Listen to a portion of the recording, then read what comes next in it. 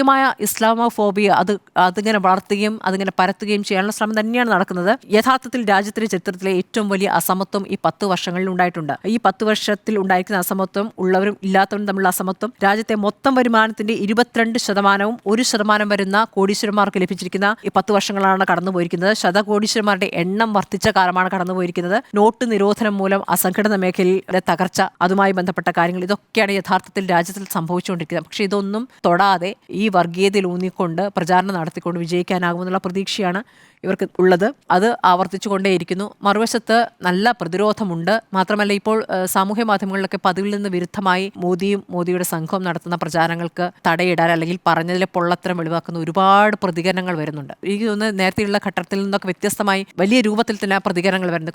കുറച്ച് കാലമായി മോദി ആരാധകരുടെ വലിയ കൂട്ടത്തെയാണ് നമ്മൾ കണ്ടത്. അതിൽ നിന്ന് വ്യത്യസ്തമായ ഒരു സാഹചര്യം രാജ്യത്ത് സംഭവിക്കുന്നുണ്ട് എന്നാണ് ഞാൻ കരുതുന്നത്.